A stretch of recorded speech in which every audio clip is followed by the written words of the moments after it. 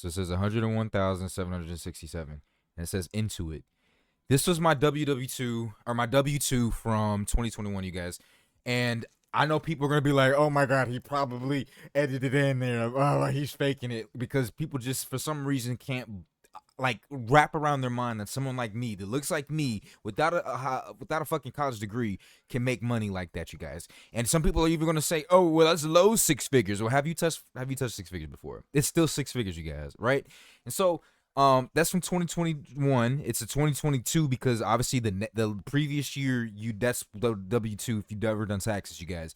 Um, Personally, I haven't done, and hopefully the IRS isn't watching, but I just have not done my taxes again for the past since then, because that's when I did that, I ended up owing 20,000 in total in taxes, you guys. That's a crazy amount of money, and so I had to pay them an additional like $5,000, you guys, and I just I'll get that together, right?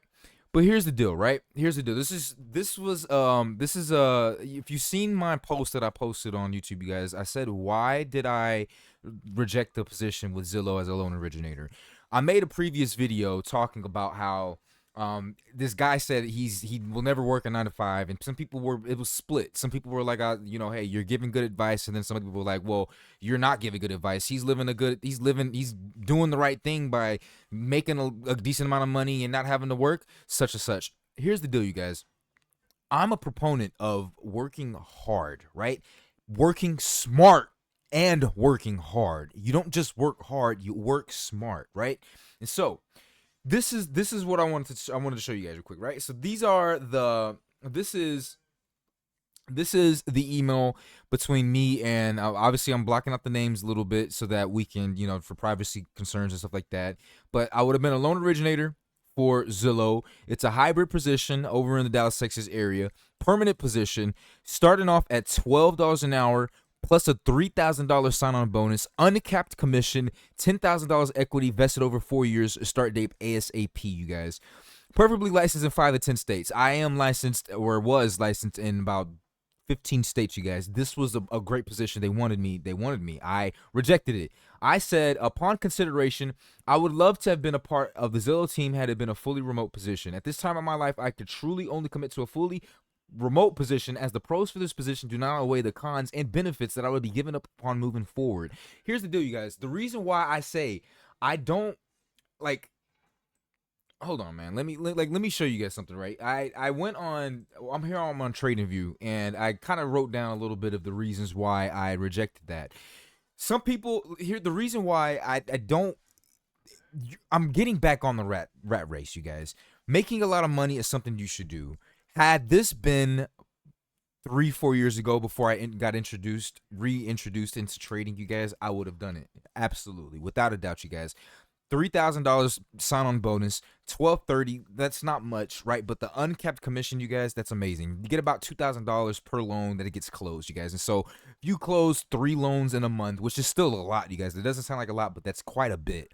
I'm getting about $6,000 just in commissions, you guys, which is putting me up in the high $60,000 to $80,000 range, you guys.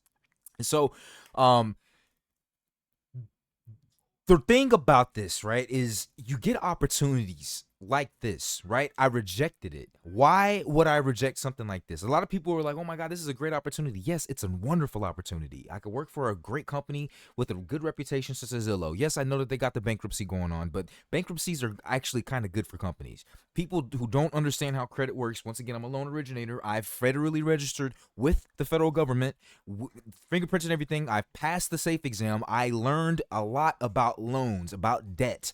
I've done this for about 2 years, you guys. And so the thing, bankruptcy is a good thing. It's a pretty good thing. And I want to make a video on credit because I actually got about $10,000, about $14,000 in credit. And because I got laid off from my positions, I should talk about that too, you guys. A bit about my professional career, you guys. I've worked 4 years remotely. And so the first 2 years, 2020 to 2022, I worked for Caliber Home Loans as a loan originator, right? I worked my way up from a customer representative, worked with my manager, and he helped me get educated and educated enough in order to pass the exam, and then I became a loan originator. While I was a loan originator at the same time, I got also hired in another remote position as a content moderator. Worked my way up to become a quality assurance agent analyst with that company, and got laid off with the Caliber Home Loans position. And so I was able to work with Epic Games for about another 2 years, right? Got laid off of that position as well. So back to square one. While I was doing all of that, though, I learned a tremendous amount, made a tremendous amount of money as well, you guys. And so now we are in a position. I'm in a position where I can reject a position like Zillow, right? But here's the reason why, right? I do need money. I would like money, but money is not of the concern at the moment right now. I've already touched 100,000, as you guys have seen. And so this is what I wanted to show you guys, right? When I say shit, I'm not just talking out my ass, right? I'm not just saying it because it sounds good. I've done the work. I'm doing the work. I'm. This is how my brain works, right? If I were to take the Zillow position, right? $12.30 times 40, right? Let me just pull up the math that I did for you guys here. Look, 12.3 times 40, $492 a week before taxes. This in a week is $25,000, 500 for a year is $25,584. The reason you do 52 is because this is actually what we use when we calculate your for PMI and shit like that. Whenever you're trying to get loans, and like for housing and mortgages and shit like that. You know what I mean? So I did that. So I would be making a base pay of $25,000, right?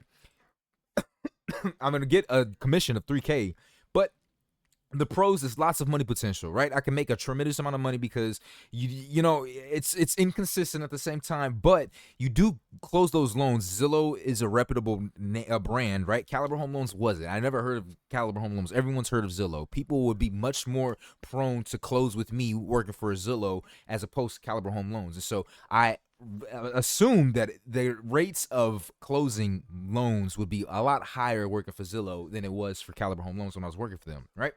Now, that's a good pro, right? I can make some really good money. But the cons is I cannot day trade full time like I've been doing for the past year already, you guys. I've been already, since I was working remotely for 4 years, I try to figure out, I'm like I'm making a lot of money, but I'm working a lot. I'm working a lot of hours, you guys. I can't do this. It's not sustainable. And God forbid, one of these companies lay me off, which they did, then I'm effed. So I invested $10,000, right? So that's why it says day trading right here, right? I'm starting off with negative 10,000. I've invested a little bit more than that, but I've started off with negative $10,000 because that's about how much money I spent into trying to learn how to do this skill, you guys. So day trading to the average person, right? They're looking like, well, of course I should get into Zillow. Like, come on, man, you could make up to $100,000 again. But the thing with day trading is that it's not about the money all the time. Look at the benefits here. Right, unlimited potential for how much money I can make. Not only can I make a tremendous amount of cash with day trading, but it's the skill. It's the skill set that I'm learning on trading. I can take this skill set anywhere in the world. Let's say America falls down. Let's say it just collapses, right? This trading has been around for centuries in human history. I'll just go to another country and start trading again, trading their stocks, trading their companies, whatever it is. I've learned the ability to trade. That is something that you can't take away from me, right? I don't need to get hired by a company. I don't need to do interviews or anything like that. No, I just need a little bit of capital, someone to, show them that I have the ability to trade and I can make some money, right? The hours, I try not to trade for any more than like 3 to 4 hours a day, you guys. So my day, I can make money. Like I'll look at the charts around 8:15 now, right? 8:30 hits when the equities open up. I'll look for some trades, right? Typically by 9:30, I'm done trading, right? This is Central Time. So like literally I trade for about an hour. Sometimes I'll trade a little bit longer depending on what it's looking like. So realistically, I'm only spending about 10, no more than 20 hours a day. And I can make a tremendous amount of cash, unlimited amount of money in a day, in a week. You know what I'm saying? Quality life is amazing, ideal, and unlimited. The pros are it doesn't make sense, right? I don't really like sales, right? I'll be deep in the rat race again. Yeah, I'm making 100,000, 100 plus 70,000, whatever, however much it is, right? But I'm not getting that much, I'm not really making the steps towards financial freedom that I really want to, which is why when I made that video about the guy talking about he's entitled to do a 9 to 5, I agreed and disagreed. I hate the idea that people, this mood, this mindset that you just like working jobs are pointless. It doesn't make sense. Oh, fuck a job. There are people out like on the internet now shaming you for working more than 40 hours a week. You got to start somewhere, you guys. You learn a lot. You learn a lot by putting your fucking nose to the grindstone and just putting the work in. Sometimes it's okay to eat the shit, man. But people are shaming you for even wanting to do that. I'm not sitting here and saying that, yeah, you're gonna be a millionaire by working these jobs. No, I've never not once time said that. Never not once said that. But it's important to get those skills, learn about yourself, learn about the market, learn of all these things while you're doing these jobs, you guys.